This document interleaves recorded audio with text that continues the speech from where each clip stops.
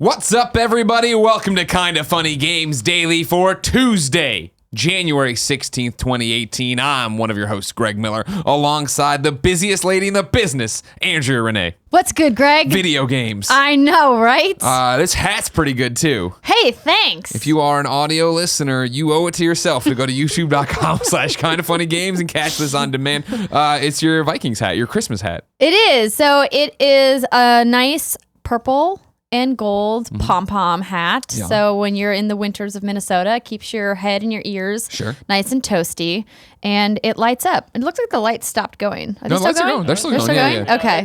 They're hard for me to tell without the camera. Well, it's overheating your head. So your vision's the first thing to go. But it also matches a Christmas sweater that I have, but I didn't want to go full Christmas sweater. If we win the NFC championship. That's the thing. Explain right now to Kevin, and I'm sure a few listeners out there, what is happening with the Vikings and what's going on with the NFL. So we had an amazing victory over the New Orleans Saints last this play weekend. of the game, Kevin. Everybody went crazy. I thought it was over. Of it. Yeah. We started out super strong, up 17-0, going into the second half of the game, and then Drew Brees doing what he does best, and banging out a couple quick touchdowns with his team, and then I was like, okay, the Vikings are just going to do what we always do, which is come really close, but then just not collapse. make it. Yeah.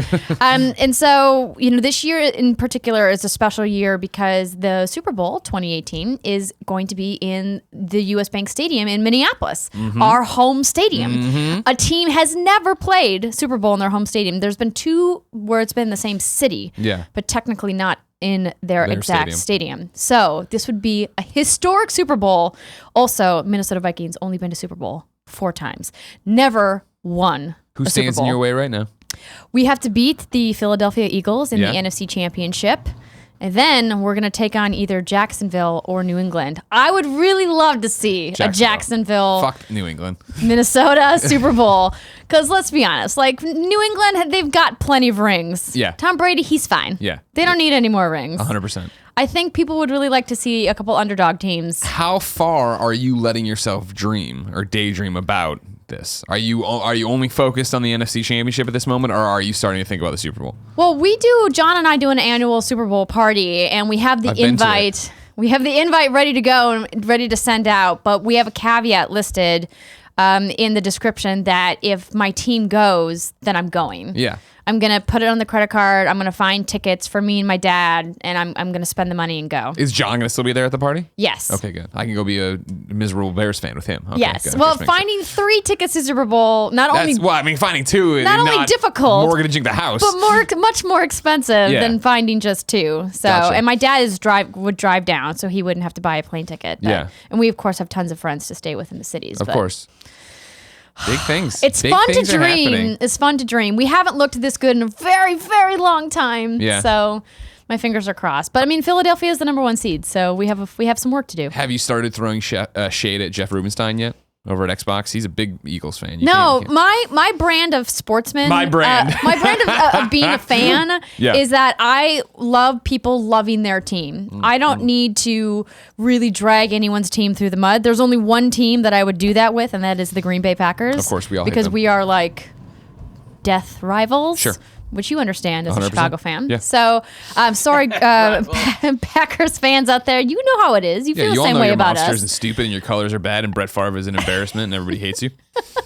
Sports are dumb. Sports are dumb. Let's talk about video games because this is Kinda Funny Games Daily. Each and every weekday on a variety of platforms, we run you through the nerdy video game news you need to know about. We like doing it so much, we ask you to be part of the show. Right into kindafunny.com/KFGD. Give me your questions, your comments, your bad PSN names, whatever you're thinking about the show. I'd love to hear it. And then you can watch us record it live on twitch.tv/kindafunnygames. But remember, we're making a polished podcast, so we're not in the chat. Instead, if you're watching live, your job is to go to kindafunny.com/you're wrong and tell us what we screw up as we screw it up so we can set the record straight. For everybody watching later on youtube.com/kindafunnygames or listening on podcast services around the globe, housekeeping for you.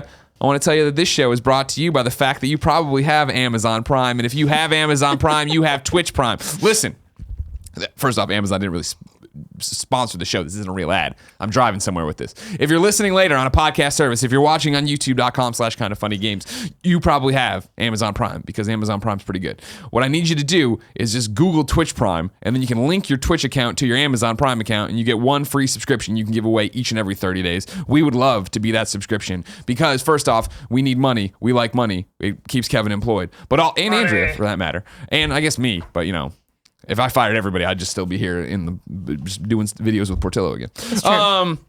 But of course, Amazon's stealing that money from you if you don't use it. It's one of your Prime benefits. It's just sitting there unused, and we could use it, or somebody else could use it on Twitch.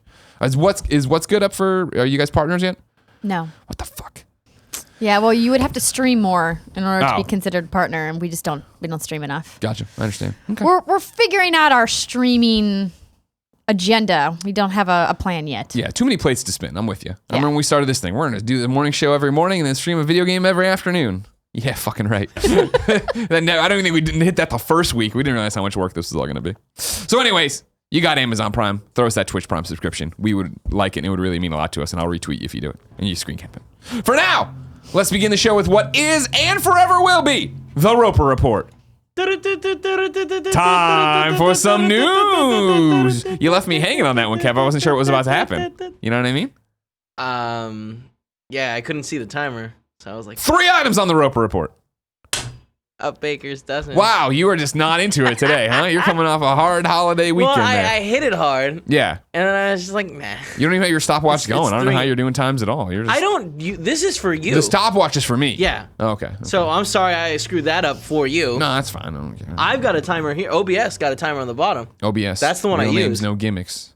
First story. Stardew Valley has some updates incoming. Creator Eric Baroni, and again, I don't know if that's how he pronounces his last name, but there is a pizza restaurant in Glen Ellen, Illinois called Baroni's. It's my favorite pizza restaurant, so he is Eric Baroni. Has been tweeting. Here's his 2 tweets. 4-player Stardew Valley LAN party at my house. It's really fun. It still needs some work, but the underlying network code is solid. Being in the same room and yelling at each other about what to do next, or if anyone has any stone, is great fun. Can't wait to share this. Now that, of course, means we have to be on the lookout for Joey Noelle to go insane when this drops, because she's going to be in here making us do party modes of it, and Nick will not know what the hell's going on. That sounds right. However, Baroni continued, also, I'm finished with the new content and have shifted all my attention to getting multiplayer ready. So if you're a Stardew Valley fan, lots coming down the pipeline for you. Andrea, have you ever played or cared about Stardew Valley? No. I've tried. It just doesn't click for me. Yeah, that type of farming game is not really my jam. Yeah. I used to like Harvest Moon, and I thought that this one would do it. Just for something about it just doesn't work for me. I don't know why. Yeah, but now that, it's been on Switch for a while, I told Brittany and Alexa that I would give it a go once the multiplayer was out so that they could shepherd me through it. Yeah. Okay. We'll see what happens. Number 2, Assassin's Creed Origins has DLC coming. We got a whole info drop about it today, Andrea Renee. Yes, we did. First, the hidden ones will launch on January 23rd for $10 or as part of the season pass. Andrea, give me the recap of it. So this is a story-driven expansion, and it builds upon the growth of the Brotherhood, taking players 4 years after the events of the ending of Origins, as they clash with an occupying Roman force in a new region of the world, the Sinai. This expansion will increase the level cap to 45, up from 40, allowing players to continue to upgrade and customize their character. Now, players will have access to 4 new legendary weapons, a new outfit, 2 new mounts, and multiple new weapons, as well as 2 new levels for all crafted gear. What's that do for you? This is exciting because I really liked where they kind of left the ending of the story of Origins. Yeah. The level cap is interesting because I feel like there's so much more of the world that I still haven't explored. There's whole sections of the map that I haven't uncovered yet. Oh, wow. Because they were too high level. And I'm level Gotcha. 37 and I finished the campaign. Maybe I'm 38 now, but there's some that, go from like 37 to 40 as far as their like the enemy level. Sure. But I just haven't rode out there on my abyssal steed yet. Oh, okay. Over the weekend, I was doing that thing and just bopping around. What do I want to play? I bopped in and played a couple hours of Assassin's Creed Origins, and I was like, awesome. Yeah, this is what I needed at the moment because I just want to sneak around and kill people. Yeah. Go out and fun unlock stuff. I just love all the fun cosmetic gear they're doing now. So I tweeted a photo a few weeks back of me with the giant Q-tip swab. Yeah. So it's supposed to be like a spear, and in the description, it's called the Fluffinator. Yeah. And I love the sound design on this weapon because when you strike people with it, it's just like a... It's like so soft sounding, and you get health on each hit, and so it's a really actually pretty great weapon.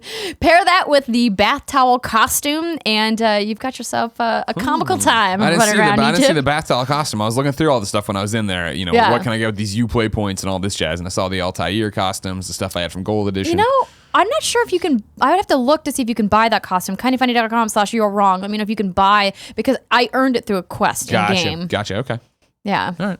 More Assassin's Creed stuff for you. That educational and combat-free mode Discovery Tour is coming on February 20th as a free update. However, if you were an educator, you can just buy it straight up and not have to get the game or do any of that stuff, which I thought was pretty interesting. The Curse of the Pharaohs DLC will be available for $20 on March 6th, and it is also included in the Season Pass. Andrea, tell me about that. So this is a new expansion, and it offers players a completely new storyline to delve into as they travel to Thebes to investigate an ancient curse that is plaguing the region. The Curse of the Pharaoh focuses on Egyptian mythology, like much of Assassin's Creed Origin does, pitting players against famous pharaohs and Egyptian beasts as they investigate the cause of the curse that has brought the dead pharaohs back to life. This new piece of content will increase the level cap to 55, so this, of course, is coming later in the spring after the hidden ones. And the new piece of content will also give players access to outfits and gear, including rare and legendary weapons, all themed around classic Egyptian mythology. Dang, you gonna play that one too? Most certainly. I don't know why not. I don't know either. March is busy. I don't know. Well, it's March 6th, so it's early March. So it's in the early part of March. Yeah. All right. And then, number 3 on the Roper Report. Monster Hunter World has gotten a 39 out of 40 at Famitsu. That is the news. Yes, it was a slow news day. I'll save you the trouble.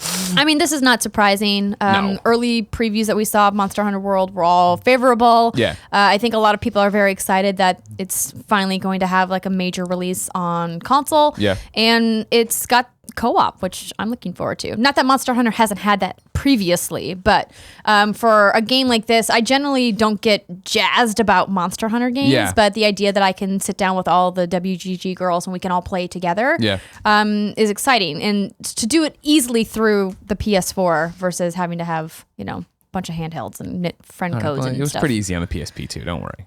Don't worry. I never played it on PSP. I only played Monster Hunter on 3DS. So if you didn't have the claw finger going on your PSP to play this game, I don't think you really played it. Then I haven't lived, Greg. You haven't lived, Andrea Renee. No, I'm excited to try out Monster Hunter World. Actually, the more we talk about it in passing here, and the more people have written in about it, I'm like, all right, I'm ready. I'm ready to give this a shot. Of course, it comes out when I'm off, but no big deal. I'll figure it out when I get back. You can't get too far ahead of me. No, okay.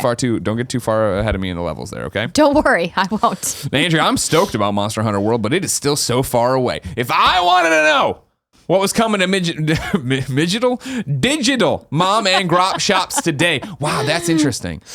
Because Mom and Grop, of course, is when I fucked up Mom and Pop one time. Yes. And now we got digital being mid-digital. Midigital? It sounds like I'm using a slur, so I'm not going to do that. I won't keep it going, but I want you to know it could have been, but I won't. Where would I go? You would go to the official list of upcoming software across each and every platform, as listed by the Kind of Funny Games Daily Show hosts each and every weekday. Yeah.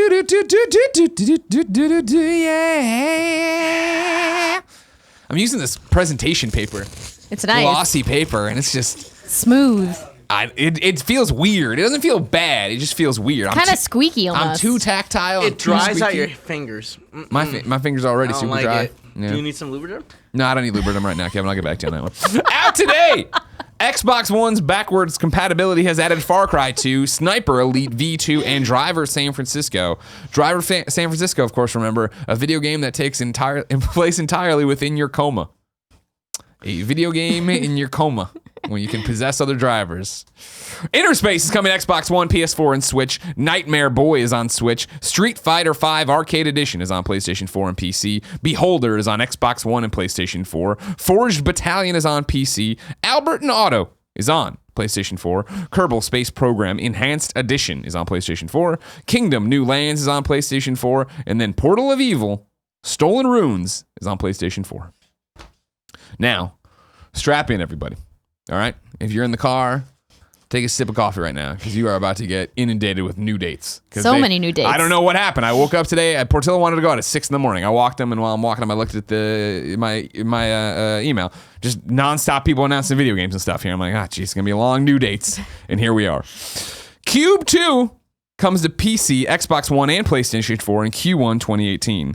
New Gundam Breaker is coming to the Americas exclusively for PlayStation 4, even though the official release called it the PlayStation Computer Entertainment System, in 2018.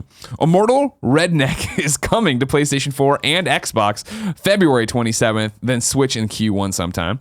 2 Point Hospital is coming to Steam in late 2018. Shadow Brawlers is coming Q3 2018 for PC and consoles. Scribblenauts Showdown is going to be out on March 6th for Nintendo Switch, PlayStation 4, and Xbox One. Monster Hunter World Limited Edition PlayStation 4 Pro Bundle is coming out for $450. It will be available exclusively at GameStop on January 26th. And I think worth pointing out, Andrea Renee. Yes, sir. We call them out when they're shitty looking, when they're terrible, these special editions. This Monster Hunter Pro actually looks pretty cool. You seen it? Got the dragon or whatever they fucking call it, a Wervin, I don't know what the hell it is. And you got the red coming off it. I'm like, all right, that's a pretty cool looking PlayStation 4 Pro. That one I'll accept. Kevin, if you want to bring that up, you can go to the PlayStation blog. They have an image of it. You can toss it up here for the YouTube folks. If you're, again, driving your car, sipping that coffee like I asked you to, imagine a black PlayStation 4 Pro.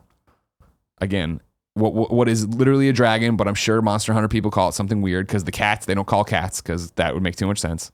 And then some red shit coming off it. Looking like blood made me think, Andrea's not sold. The controller, fire. Really great. I really like the controller. And not just because it's red.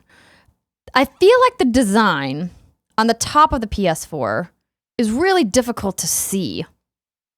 Oh, God. 403 error. Flicker on PlayStation blog. Well, I mean, I just think it's okay. It's hard to see, sure, but I like that it's there if you know to look for it. Right. I like that it's not ugly. I like that it's not garish. It's not ugly. I've seen some bad PlayStation 4 Pros, and again, don't fuck up the Spider-Man one. Don't fuck up this. I will say it again. Fingers are crossed. Insomniac, PlayStation, Stan Lee, whoever's listening and has the power to stop this. Don't fuck up the Spider-Man one. Yeah. I do like the etching on the front. I feel like so often the front of the console gets neglected because it does have not as much real estate as obviously the top of the console does. But I mean, that's the part that you see because most of us, I'm going out on a limb here, have their console inside of some type of media center. Sure. TV stand. Hanging out in the darkness underneath your TV. Yeah. Exactly. Yeah. So you don't really see much of it. You know what I always think looks cool? These people who have everything mounted on the wall. They got their TV mounted, and then they got the systems mounted, and there's like they hit all the cables, and that looks cool. Yeah. I'm not gonna do it. You kind of have to be a homeowner to do that, though, right? Because then you can make adjustments to the drywall. Yeah, I mean, you can just fuck it up too and lose your security deposit. Technically, you could. Yeah. Trust me, we did not get a cent back from the Kind of Funny Colin Moriarty, Greg Miller house when we left that piece of garbage. No, that's because our landlord, like, I would have had to take him to court, and I'm not even going to worry about it. Also, how long? You were in that place forever, though. Sure. Before me, of course, Colin was there. Before Colin was there, Bromley was there. Like, that thing had a lineage of just getting the shit kicked out of it. Yeah. And then, our landlord didn't want to fix anything and then try to blame us all for all the things that didn't get fixed. I'm like, nah. And then he did it. Like, and then I'm leaving. Because Colin had already moved. I was the only one there. And he's like, well, if when we come in here, and fix stuff, if it's more than your security deposit, you're gonna have to pay that difference. And I'm like, that is literally not how security deposits work. Definitely That is not how this really works. And that's when I started fighting. # not my problem. Exactly. You screwed yourself in that one. Also, Kevin, did you ever show that one? Was it able to be shown to people? No, so they already saw them too. There is the Glacier White PlayStation 4 Pro. That's going to be available for the first time as a standalone console. It is exclusively at GameStop stores. It'll be out the end of this month for $400. In Canada, the Glacier White PlayStation 4 Pro will be available exclusively at EB Games for $500 Canadian in the coming weeks. So you guys were talking about the controllers yesterday. Just yesterday, Tim was like, there's no PlayStation 4 Glacier White. And I'm like, the Destiny one. He's like, oh, and then... I was listening to the show going, yes, there is. Yeah. Both Destinies got their own hey, I said separate PlayStation. I said it. Don't get mad at me. What I want, though, like you, is I want the standalone, or maybe it was Tim wants the standalone white controller. Because mine is from the original Destiny PS4 bundle back in the day. And now the rubber on the sticks is coming off. Yeah. So it's like, I don't know. I guess I could technically send it to PlayStation to get repaired, but I'd rather just get a new one. Yeah, you just slide the buttons are getting a little sticky, Yeah, nothing like a new controller. Yeah. Nothing like a new controller. I'm addicted. I keep buying them. I got the blues and the reds. I'm so happy with them. Final Fantasy 15 Royal Edition is coming to Xbox One, PlayStation 4 on March 6th. Note, This is different than the Final Fantasy 15 Windows Edition previously announced. The special editions feature the base game and over 20 game add-on/DLC, as well as new features, including an expanded map of Insomnia with new enemies and side quests and a first-person camera mode. This is an interesting announcement. Clearly, Game of the Year editions, nothing new. We've seen these for quite a while now. Taking a fundamental part of a game, though, like a game map, and making it bigger and adding new areas is generally not something that you see just as like a, hey, we just decided to throw this in there. Yeah. I mean, clearly DLC offers that. Like, oh, we're going to give you this whole new section to explore with new quests as like part of a DLC offering. But So is this expanded map only available in the Royal Edition? I From believe what we so. understand. Yeah. It's kind of a good idea. be- You figure there's a lot of Final Fantasy dorks out there, right? Alexa and all these people who are going to buy it, just to get that. Like, they just need something to push them. Right. Something to push them over there and go get it. Well, I think the criticisms that I've heard Brittany in particular talk about on our show is that she really, I'm sorry, what show was that again? what's good games? And when's that post? Friday mornings at 8 a.m. And where's that post? It posts on podcast services. It posts on youtube.com/what's good games. You can watch it on both of those. You can find it on patreon.com/what's good games. Oh, okay. Thank you, sir. No problem.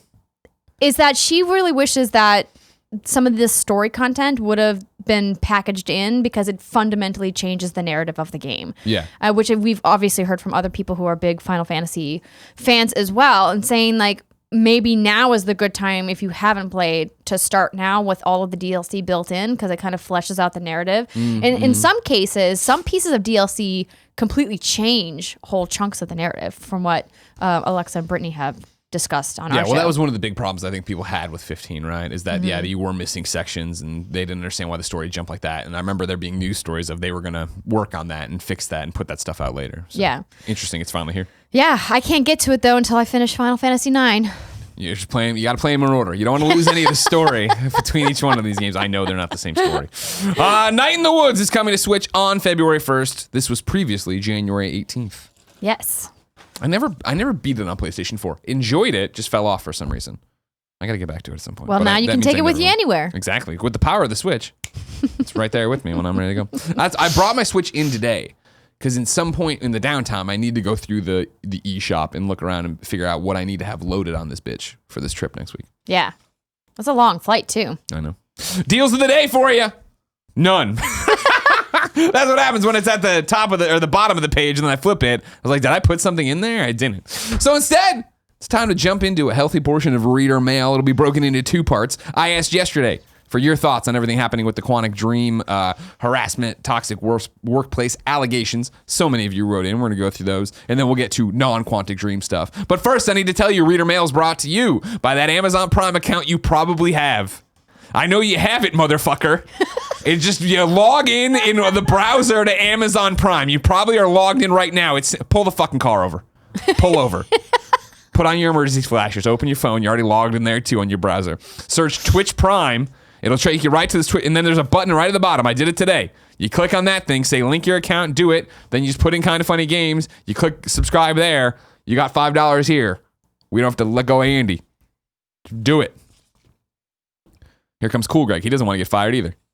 No, so everybody should do that. Support on Twitch Prime. Jeez, it's easy. Brandon L. writes in to kindoffunny.com/KFGD, just like you can. And I guess before this, I should say, maybe people didn't watch yesterday's show. You weren't on yesterday's show. That's correct. I wasn't, but I listened to yesterday's show. So you're briefed on all this Quantic Dream business. Yes, I am. So, yeah, not yesterday. Well, kind of yesterday, but time zones and everything else. Over the past few days, several French outlets have reported that Quantic Dream is a toxic workplace filled with like boys will be boys attitude and sexual harassment and all sorts of stuff like that. Comments that are in the article and stuff are from the David Cage, one of the founder or one of the heads, and then the other studio head whose name I always destroy. Fondumer, I'm sorry, saying that they, being bad people, saying bad things and making people uncomfortable. Both David Cage, the other guy in charge, and Quantic Dream put out statements saying this is all patently false. This is not how we run this place. This is not a true thing. We've talked to these reporters before the article went up. We did these reports, blah, blah, blah. So we're at this moment. And then on top of that, the reporter for Le Monde said that he had heard he was banned he was blacklisted by PlayStation France. Then after we had already gone off the air, I guess. Oh, at the end of the show, somebody corrected that, and with information that had come in, that it was now being reported he wasn't blacklisted, that a source had reached out and told him, no, you're not blacklisted. A lot of dust being kicked in the air right now. We're all waiting to see how it settles. But the conversation yesterday was, if this is true, what does that mean for Detroit become human for us as fans? Are we still excited for that? Do you not get the game? How do you handle all of this different stuff? I want your opinion, Andrea, but I think questions here ask it as well. And like I said, as we did yesterday, as we went through all these different sides, how do you handle it? I don't know. I asked you to write in, and Brandon L. did. The absurdity of this situation and Cage's determination to defend himself is laughable at this point. As a person of color who identifies as LGBT, there's no excusing what is happening at Quantic Dream. Cage jumps at the chance to prove he's not a horrible person by stating, "Look who I've worked with." Seriously? Your actions speak much louder than the prestigious crowd you surround yourself with, sir, and I have no interest in being part of it. Fondu Mayor, co-CEO, and Cage, your comments are deeply saddening, but honestly not surprising in the world we currently live in. You both vehemently defend your honor. What about all the people you affected around you? You have a responsibility to your players. You have a responsibility to your employees. And most importantly, we have a responsibility to ourselves to say this is wrong. Lots of times we put our hands up and say, well, we don't know the full story when it's staring us right in the face. The time for complacency is over. We can do better than this. The games industry can do better than this. We have to do better than this. I, for one, will not be buying this game. And Sony, you're not off the hook either. Brandon L. We went back and forth with, not you guys going back and forth with each other, obviously, because they're there, but different perspectives. I want to make sure, I want to jump into here where, I don't want to do that one yet. I think I'm going to go to, we're going to go to Steve McMahon, who writes in and says, "Hello, KFGD team. I appreciate your approach yesterday surrounding the Quantic Dream situation. However, I'd like to play devil's advocate. What has happened until innocent until proven guilty? It seems like Quantic Dream is getting even more heat for denying the accusations outright. From where I'm sitting, I can't help but notice the timing of when many of these news stories are coming to light." Steve went on to talk about like when, someone's movie's about to drop, that gets brought up. The fact that Detroit's getting close, we assume this is coming up. Don't get me wrong, shame on Quantic Dream if they truly created this type of work environment, and I would absolutely boycott a game if a studio head was found guilty of something very serious, like assault. But a part of my brain can't help but think these are opportunistic people looking to bring down prominent figures at the height of their success. Thanks for your time, Steve McMahon.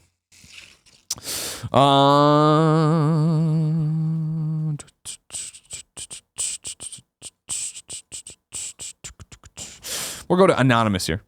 Hey, kind of funny folks.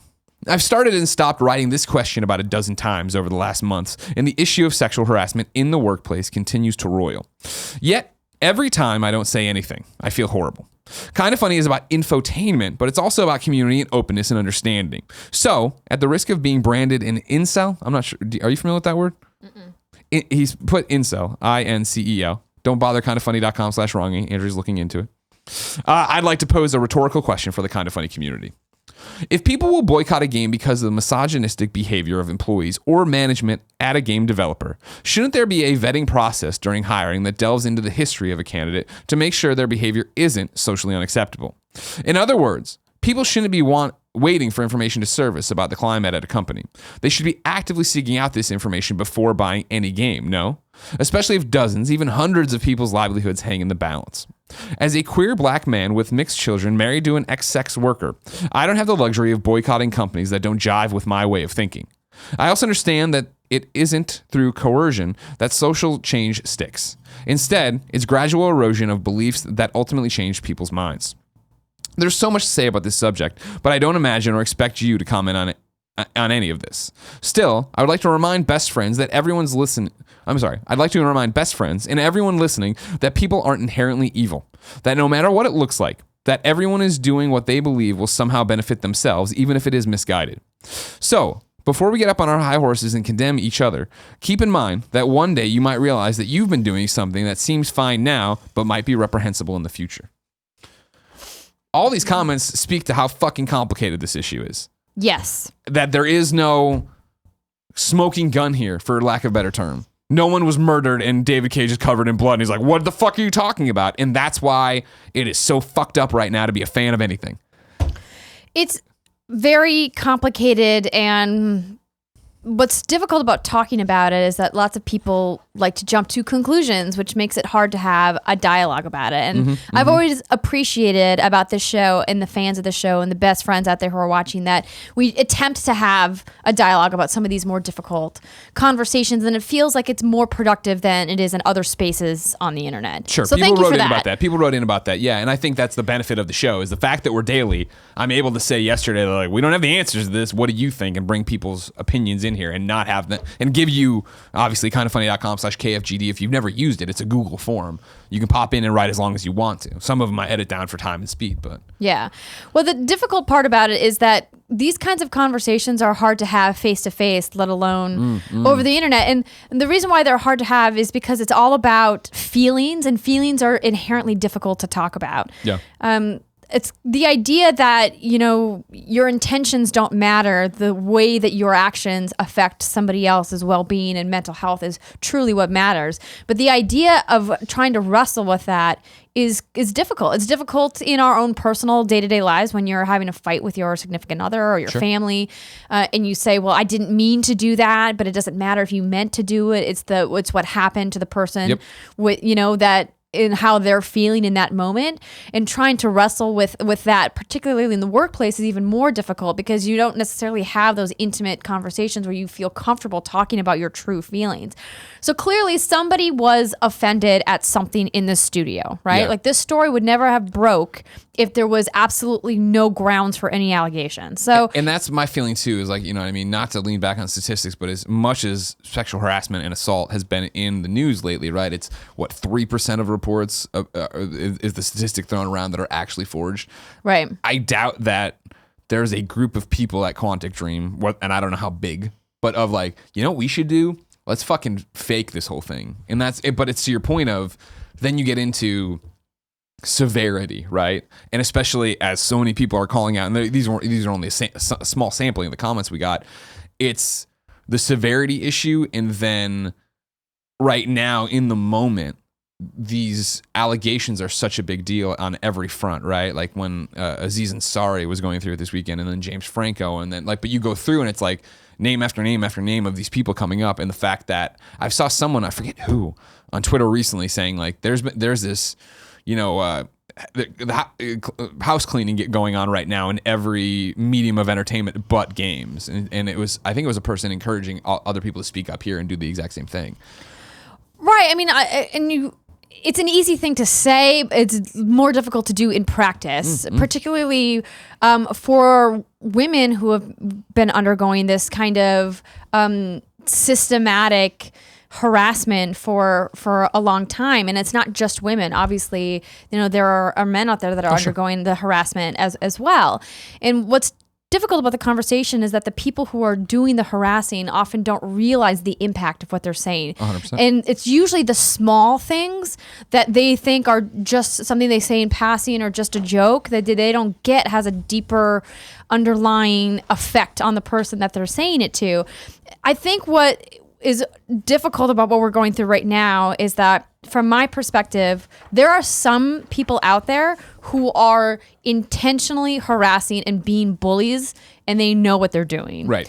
That's different from people who are saying things that they don't realize are insulting or harassing or disrespectful. And I feel like there needs to be an educational process that happens right now, because I stand by that. I believe that the majority of people are not assholes. Yeah. That most people in the workplace are not intentionally trying to make you feel like garbage. Yeah. Right? That I they think- just don't realize what they're saying. And I want more people who feel like they're in a position where they feel like they're being attacked to feel comfortable saying, hey, that's not okay. In the moment, right? In Right. the moment, say something. And because when this all started, and I'm obviously sexual harassment's been going on for a while, but Quite like some when time. stories started coming out and Right. things started to move, I remember we did a GOG. It might have been the Weinstein one. We did a GOG about it, right? And I remember talking with the guys at the table and just being like, you know, it's like, I'm like, it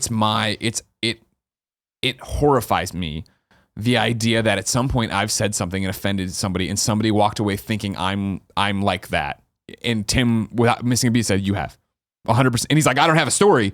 that's happened. That's how this works, is that it's happened and somebody didn't feel comfortable saying it to you and walked away and then has that belief. And it's like, holy fuck. The fact that, and like I tell you on the street, I tell fans are right all the time, if you see me on the street or at a restaurant or whatever, come up and say hello. If I offend you in a conversation, and this works more for our peers, obviously, tell me. Like, I don't want to be that person. I don't want, and like, granted, I might not agree. You understand how this works in terms of having a dialogue with human beings and what you're like, my whole goddamn topic I did on Game Over Greg a while ago, but I'd want to have a dialogue about it. I wouldn't want you just to click, or not click, I'm not such an internet person, but like at PAX, I'm meeting somebody for the first time, I say something that offends them, they go their separate ways, and then for the next 5 years, if somebody brings up Greg Miller around them, like, that guy's a fucking asshole. Yeah, and I get that while the intentions are say something in the moment, I recognize, of course, that it's difficult. It's really hard to find the courage in that exact moment. But hopefully, after you have a little bit of time to reflect, even if it's later on that night,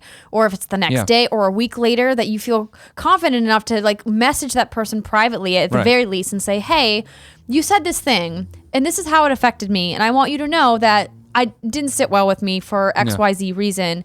And I'm not trying to attack you. I'm just saying this is how I felt and I want you to know." And I feel like that's change is happening, right? I've had private conversations with other people who are doing that, where that is happening, where they're stepping up saying something. What's wrong, Kevin? You keep walking around. OBS is like fucking massively shit in the bed right Okay, so if you're recording everything. Yeah, but it's going in and out. So I just Kevin is saying stuff. I don't think you can get pick up. OBS is dying, so the live recording stuff. Stop this. Oh yeah, stop the stream and bring it back. We'll just keep. I just didn't want to interrupt you guys. Oh no, totally. I understand. You're great about it. Yeah, but as long as we're still recording, YouTube.com and the podcast services. Sometimes Twitch don't works right. Right now too, oh, so we should take a break from talking about anything right now. Yeah, that's what I'm saying. Gotcha. We're gonna have to edit this together then. Okay. Wait, so like right now the only look at you watch the sausage get made, youtube.com /kindoffunnygame. So you're saying right now just the Twitch stream is garbage. Yes. I say we keep going. Okay. I mean, tell them that, and then they got to watch the rest on YouTube or listen on podcasts. I'd rather not. I've done some tweaks, and it looks like it's better, but it's still randomly more just cuts off. behind the curtain stuff for you, ladies and gentlemen. What we do, right, is we record it, obviously, as we broadcast it on Twitch, then are able to upload immediately. If Kevin was to stop it right now and make 2 files, he'd have to put it into Premiere, put them together, then export them there, and that adds another hour? The At least. The export's going to 2 take an hours, hour, and then it's going to upload for another hour, and then it's 4 or 5 o'clock Pacific time before this gets up on YouTube or podcast services. And I'd rather not do that. So when we have Twitch problems, picking this back up because there's more quality thoughts here. Again, thank you all for having adult conversations with us. I think it was Steve here who brings up a good point that playing devil's advocate that about innocent until proven guilty. Yeah. I think this is something that's you kind of have to handle with kid gloves. This idea that somebody's being accused and they're not actually the big bad that we think they are. But we're seeing a varying degree of stories come out. And this is why it's such a difficult topic, because you don't necessarily want to be like, well, you have to tell me all the details and then I will be the judge to decide how severe their crimes are, right? Like, we are not, as like the peanut gallery, don't get to decide that.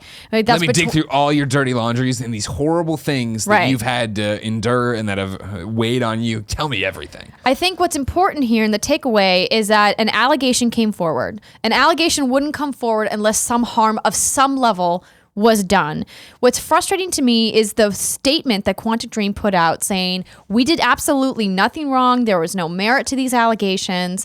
I think that is the wrong approach. I think the way that Sony approached it with Naughty Dog earlier, this was last year, and the allegations that came out surrounding their studio was to say, we're going to investigate this. Yeah. We need to look into the details and find out what exactly happened. I'm disappointed that Quantic Dream did not do that. I feel like you have to take these allegations seriously. You need to make sure that people feel like they're being heard and not feel like they're being shut down or oppressed. This is a moment in our collective consciousness as a species where we're saying, hey, we are an enlightened, species on this planet that has feelings, and those feelings matter. Let's talk about those feelings. Yeah. So it's frustrating to see this. I'm glad that, it's starting to come out more in the field of video games, and that, the feature film business kind of led the way, and we're seeing it across other mediums as well. But I will reaffirm what I've said in the past, which is this is not something that's entertainment siphoned. This is something that every industry across the world suffers from. Like, it's just widespread. It's everywhere. We had somebody write in to us at What's Good Games after we talked about this on the show, and they thankfully they professed that they were more ignorant than they realized when they listened to our show, and saying like, I didn't realize how widespread this was. Yeah. And I'm here to tell everybody listening, it's everywhere, particularly for women suffering from this type of harassment. Like, it doesn't matter if you're a woman in games, or if you're a woman in film, or if you're a woman in banking, or in cooking, or in, like Uber driving, like whatever if you're a woman somewhere, a pretty good Uber driver you for a felt some lady. kind of harassment in your life. And I'm glad that we're finally able to like have a talk about it and talk about the different types of harassment that are out there. But I also don't want it to overshadow the good that's being done in our industry as well. Sure. So it's a fine line to walk. It's hard. I hate having to talk about these stories. Oh, God. But we need to. Yeah, of course, right? That's the whole thing. I feel, what you're nailing it. I should just shut up. But right, the whole point of it is just the fact of from the other side, right? As hey, I'm just a normal white guy, right? And life's been pretty great for me throughout everything. The thing is to take it and not immediately bristle, right? Is what you're talking about of hearing each other. Because I think even the word harassment, right? I think when you hear harassment personally, you think sexual harassment, right? Of like, hey, great job on the presentation, Janet, and you slap her ass or something. Like, like the cheesy, over the top, blah, blah, blah. That's like, that's what jumps to. So when it's like, hey, I've been harassed at work, and I think people's bristling of it of like, blah, blah, blah, like, what's the severity? Da, da, da, da. It's because I think if you were just to be, if the article was Greg Miller harassed me, right? Or sexually harassed me, if I saw that, if it's anybody, person X sexually harassed me, right? My initial thought is, oh my God, like he inappropriately groped her, did this, blah, blah, blah. When in reality, harassment can be a comment that is just like a throwaway joke you made that you're not even thinking, you're just blah, blah, blah, and on with your life. Right. And so like, that's where we're at. I feel is that the word harassment still has so much baggage on it that you can't have, with some people, a real conversation about it because their first thing is like, I didn't fucking harass her. Are you kidding me? I've never touched her. Like, you escalate to that thing of the worst case scenario because, again, maybe popular opinion is the worst case scenario all the time. Well, it's also easy to get defensive. I'm super defensive when someone says, hey, you did this thing wrong. I think it's human nature totally. to get defensive, and it takes a beat, takes some understanding to say, hey, maybe I need to stop and take a look at what I did and go, was I in the wrong? Right. And let's talk about why this person is saying that I did this thing.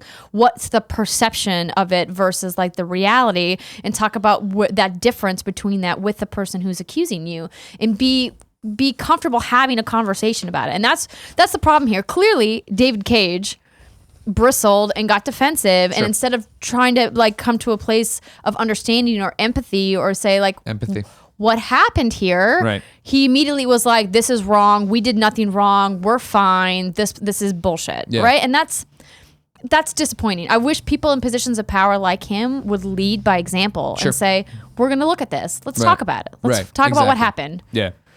I think Anonymous, the way they signed off here, I think just rings true. So before we get on our high horses and condemn others, keep in mind that one day you might realize that you've been doing something that seems fine now and might be reprehensible in the future. And I know on this show and Kind of Funny shows, I talk about it all the time. But right, like when I learned that calling things gay, even though I didn't mean homosexual, is offensive, and that offend, you know what I mean. And I think back like people have sent me stuff before, but I mean like, when I'll go back and like read an old IGN review from like 2007, 2008, like it's a different time. I'm definitely a different person. I'm these things, but like things I'll throw around in there or in a VO that like other people were fine with and, said and approved. It's just like, oof, that would not fly nowadays. And like, it speaks to that point that like, it is a sliding scale, and humanity is all about growth and empathy and learning from your experiences and other experiences, and we're all wrong all the time. Like you're allowed to say I was wrong about this and apologize for it and try to be a better person going forward. Right. I don't think anybody's been perfect from day one on. Yeah, and we're not trying to say that with the exception of Shuhei Yoshida. We're not trying to say that jokes can't be made, right? Like I think that there's a collective movement out there on the internet that's like, oh, everyone's too PC, no one can take a joke anymore, sure, everyone's so uptight.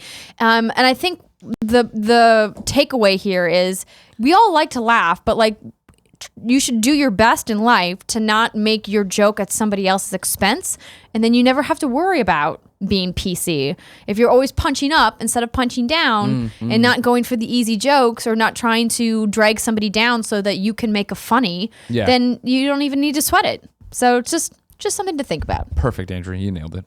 Ladies and gentlemen, let's move on to reader mail that's not Quantic Dream focused. We're going to go to LordofPwn, who says, hey, Greg and co-host, parentheses, if it's Andrea, Skolvikes. I don't know what the skull is. What's that? I've never heard that. It's a Norwegian chant. Huh, okay. Yeah, Norwegian word. Why are the D.I.C.E awards so Western biased?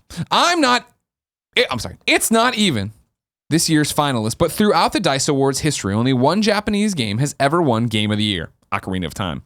I bring this up because games like Persona and Nier were only nominated once this year, and it's in the same category, Best RPG. Now I know that my favorite games are not always going to be smiled upon, and everyone has their own opinion. But both of these games have amazing soundtracks and have spawned numerous award nominations and wins, along with detailed articles about why the music is so good. Yet D.I.C.E doesn't even acknowledge them. Maybe there was just too much good music in games this year, but upon looking over the past year's nominations and winners, it's clear. There is a Western bias to D.I.C.E awards, and it's upsetting. They do have a bit of a soft spot for Nintendo, though, and I want to make it clear that all the games that receive nominations are good games, and shout out to all the devs who worked hard on them. Damn, what a good year for games. Also, what will it take for someone at Kind of Funny to finish Nier, or do I need to fly out there and talk about it myself? Yeah, we're never going to finish it. No one's going to finish Nier here. We've all started it. Andy started it. I got the farthest into it, right? And he was like, it's really good, but that's what it is. Of course, I'm hosting the D.I.C.E Awards, February 22nd. It's a Thursday night. You should watch. We'll host it here on twitch.tv/kindoffunnygames. And I got this question yesterday, as you know, LordofPwn. Thought it was an interesting one, and I was going to come out here and hypothesize about, it's D.I.C.E is a Western organization. People who are on the voting board are probably Western devs, blah, blah. Instead, what I did is I wrote in to my contacts at D.I.C.E, and Terrence Myers responded. Terrence Myers is executive producer over at the Academy of Interactive Arts and Science. He responds, every year, we strive to better consider the breadth of amazing titles that are published globally. As a primarily Western organization, in which titles must be released in North America within the calendar year in order to be eligible, there can be a Western bias within the process. This is normal to award show. This is normal to award shows. The Oscars primarily cater to Western films, but consider international titles within specific contexts. The same goes for the BAFTAs, being focused first and foremost on British entertainment. Having said that, we will continue our goal of recognizing the best titles and accomplishments within interactive entertainment every year. We agree this was another tremendous year for games and believe the nominees are a stellar, deserving bunch. We hope you tune in on the 22nd to cheer on the community and see who wins. Terrence Myers. A fascinating perspective I've never thought about. Really? That I've never sat there and been like, oh, the D.I.C.E, like there are so many awards. There are so, like, the Keeleys, you got IGN, games, everyone is Kind of Funny. We're all doing awards that I feel like everything's represented on varying levels, obviously. But it's never struck me of like, oh yeah, the BAFTAs are super British oriented, because the BAFTAs come around and I'm like, oh, and I watch either on stream or I just read the results the next day. And usually the cream of the crop in games rises no matter where they're from. And, even in this context of, yeah, okay, Persona and Nier aren't getting the love they got at Giant Bomb or at IGN in terms of being in every category, or even at the Game Awards. They're still in there for Best RPG. And I do feel that it's a really weird year where 2017 is packed with, okay, like no matter who your Game of the Year, your 5 nominees for Game of the Year, I'm like, oh, I can make a case for any of those to win. But yeah, I never thought about the fact that like, D.I.C.E is like the Oscars, and the BAFTAs are like this, and like there's all these things, because I think about us being a global industry all the time.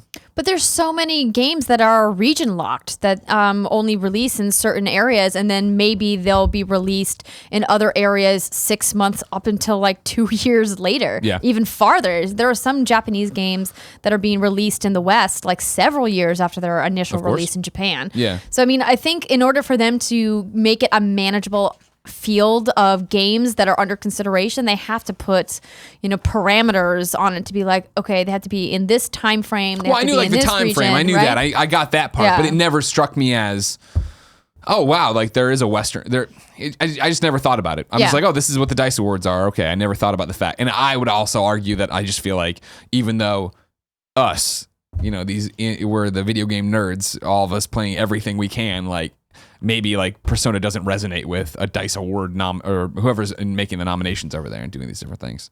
But fascinating. Thanks, DICE, for writing in and actually giving quality answers. And don't forget, it's peer voted. So Sure. I mean, the people. Todd Howard hates LordofPwn, Japanese games. Yeah. You can that's done.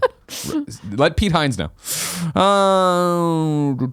Here, I'm going to go to Salty Fortnite Player, who wrote in to kindafunny.com/KFGD and says, "Hey, Greg, and other homie number 2. It's Andrea and Renee. Tuesdays and Thursdays. Recently, Fortnite Battle Royale has passed 2 million concurrent users, all while the players of the original Fortnite are again forced to wait in a queue for an early access they paid for because of this surge of free players in a completely unrelated game mode.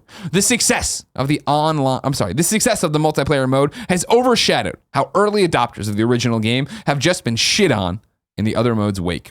Do you think that it's okay for Epic to constantly neglect the user base that paid upfront and believed in their vision? Or do you think the original audience should expect more? Battle Royale is undoubtedly more popular, but their co-op campaign had so much potential that might just wither away.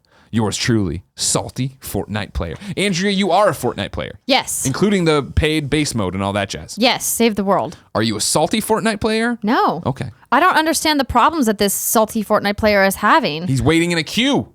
I mean, All the updates are coming to Battle Royale. Fortnite. I mean, I didn't have a third thing to you.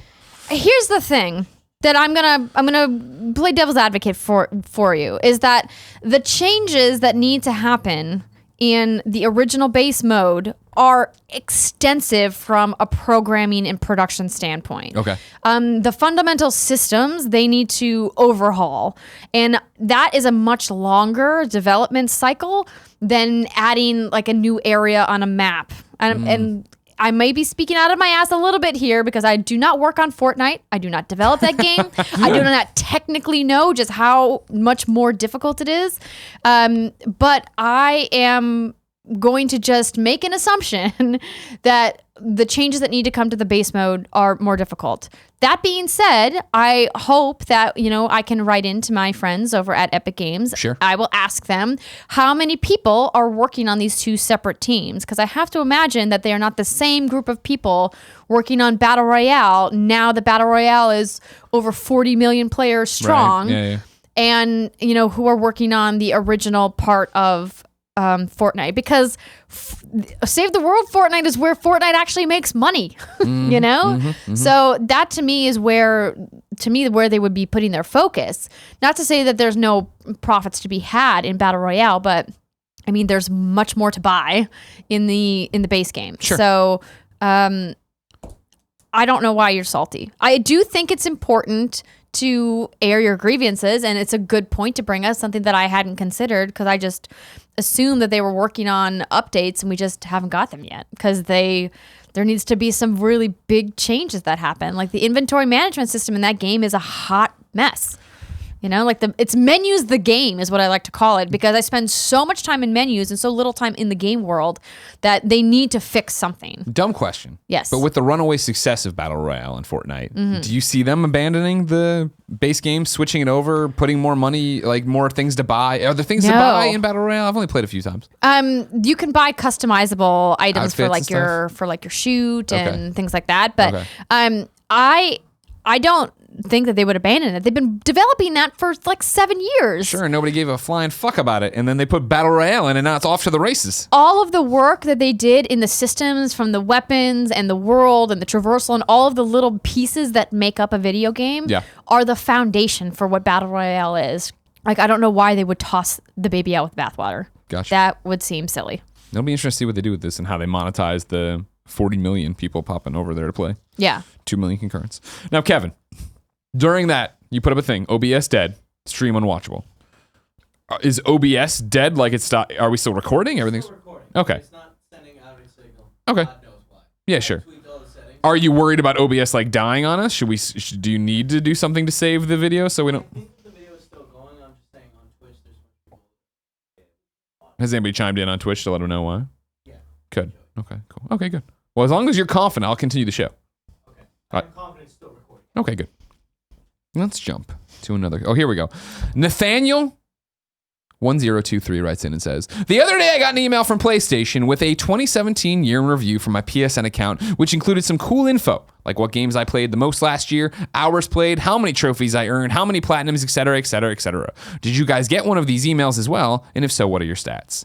I'm fucking furious that I did not have not get this. gotten an email. The problem was, I guess, is that I had my gonna look marketing right shit now. turned off. There's a thing, if somebody else has tweeted it out, you can go through their link and reset your name into it. Then when you go in, you click on it, it's like, oh, you didn't do this. But if you want, you can click on here, change your privacy settings, and then get it going forward. But somebody had told me if I did that, they then got theirs later on down the road. I still have not gotten mine. This is a heartbreak for me. I'm in Google Mail in here, year in review, still not there, nothing.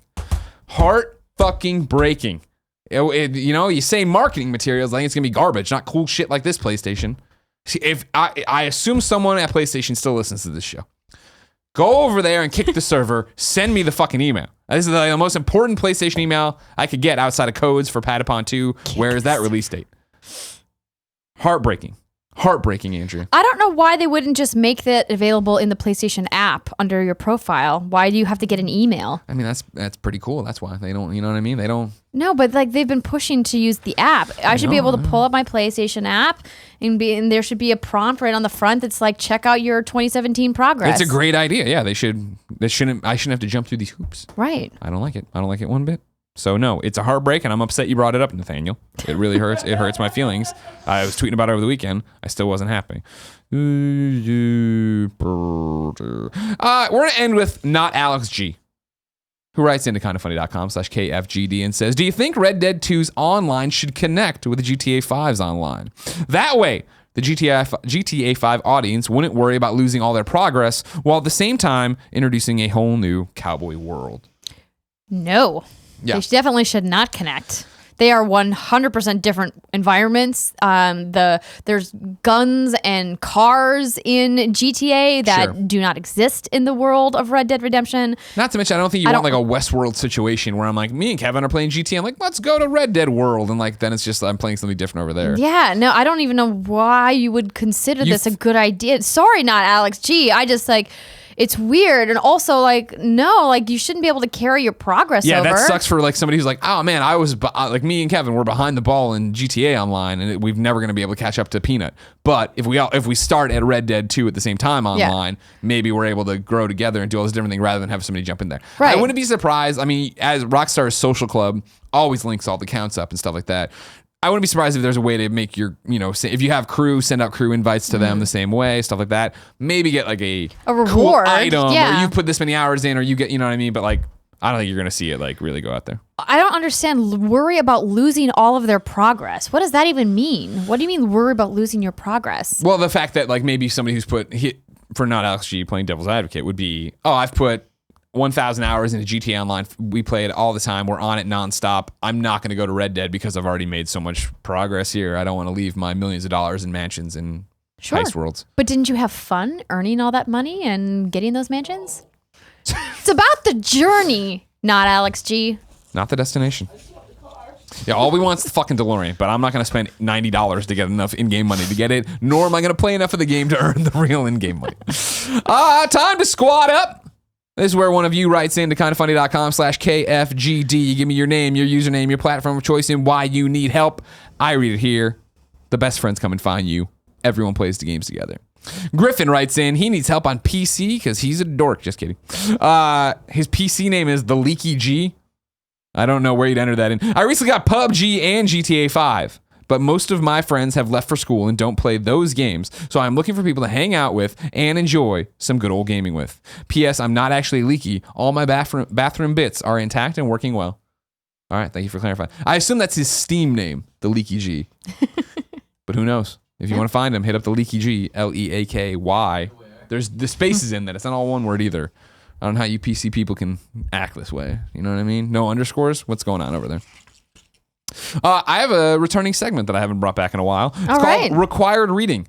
Things that weren't newsworthy, but things I ran into on the internet today that were interesting. Number one, a Kotaku article called I Farmed 9,999 coins so my son could have the stupid skeleton outfit from Super Mario Odyssey. A great read of a dad trying to be a great dad and how much kids fucking suck. and just ruin everything. So go read that over on Kotaku. And then Jana Sloan Van Geest is somebody who wrote on Assassin's Creed Origins. She put up a whole Twitter thread at twitter.com/Jana, Jana, makes games, all one word obviously on Twitter, about playing through Assassin's Creed Origins, seeing the stuff she worked on, and how she looks back now at like, oh man, I would have done this differently. I didn't understand that. Would have tweaked this. Not like specific lines, but just her idea of what a game like that would be like and what it would be like to write for a giant AAA game like that. Fascinating read for a glimpse behind the curtain of what people think about it. And shout out to Kind of Funny best friend, Carrie Palmer, who sent in this Twitter link to kindoffunny.com/KFGD to be part of the show, just like you can. Andrea. Yes, Greg. This is going to be interesting. Yes. When people are able to watch the show live on twitch.tv/kindoffunnygames, we ask them to write in to kindoffunny.com/you're wrong to keep us honest, let us correct the record, all that jazz. Before everything went to shit, what did we get wrong? Apparently, according to Langiam, you and Tim missed a game in the list yesterday. Darkest Dungeon is coming to Switch on January 18th. Okay. Is that a new date, though? Don't know. I feel like I've heard about that one coming to Switch for a while. Yeah, I don't know. Okay. Next, Kebabs has it's Kebabs. It's kebabs, not Kebabs. No, but sounds you spell dumb. Kebabs, so you do. get Kebabs. I'm sorry, cool guys. You just make an Instagram story flicking me off over there. Is that what that was? Me. Some kid's cruising for a firing. So Kebabs has a correction to their "you're wrong" from yesterday. I fucking hate that. It said that Primal's release date was March 25th. However, I did not realize that Tim and Greg were talking about Far Cry Primal. I thought they were talking about the 2003 PS2 title Primal, the sidekick of which still has a PSN avatar for some bizarre reason. Papa Coke came in after me with the correct date, February 23rd, 2016. Jesus God. Why would we be talking about Primal and not Far Cry That's a great Primal? question. When we were talking about Far Cry, Kebabs. Slick Rick says Kerbal Space Program Enhanced Edition released on Xbox One today. That's why it was in the rundown. I said, did I only say PlayStation 4? Yeah, I did. Okay. Good. That's a good, you're wrong. Good correction. They started this with Andrea isn't wrong. Okay. Cool. But. Cool. Good to know. But here's some interesting info about ACO from Charles J. I 100% in ACO, that's Assassin's Creed Origins, and many of the level 37 to 40 zones are actually deserts, as in nothing but sand and a tomb in some, and hitting level 40 takes no time if you're 37. 40 to 45 for the hidden one seems very fitting, as that means the enemies will be around level 42 to 47. Additionally, with the $10 standalone price, plus the trophies tell us the amount of targets, the 5 levels seems great. Thanks, Charles. Sean 18 says, I was able to download and play the new Assassin's Creed DLC from the in-game store today on Xbox. Oh dear. I wonder if that's a mistake. Charles J says the Royal Edition for Final Fantasy 15 can be bought as a $20 upgrade from your current edition. So you would be able to add get that all map. that content Get in. that map. That's good to know. Meta Knight King says you can get all... Oh, that's the same thing about the Royal Edition. All right. Wet Dirt 28 also talking about the Royal Edition. This is interesting to know. Xanther Sarah says if you send your white special edition PS4 controller to Sony for fixing, you will not get a white controller back. You will get a standard black controller. Sounds about right. That is not okay. That is shady, especially when they make white controllers. If I have a white controller and I send it in, you best be not sending me a black controller back. Andrew Renee won't stand for that. It's not going to match my Destiny white PS4 Pro. Yeah. Okay. All right. This is all about Final Fantasy. I'm glad that you guys are all on top of that. Maybe check some of the entries before you're at yours. Just saying. Just a thought. This is interesting. The Sneath says, the first time Greg screwed up the phrase mom and pop, he said grom and bops, that eventually morphed into mom and grop. Now, in some disastrous alternative timeline, Greg says midgetal grom and bop. I want to live in that timeline. This is about the apartment security deposit. Do you want to hear it? No. Okay. Unless it's my landlord, no. Okay. Okay. Oh, this is interesting. Lucar Wolf says, to correct the previous "you're wrong" for Final Fantasy, the original press release this morning did mention the Royal Pack upgrade, but Square Enix has since removed that price from the release on their press site.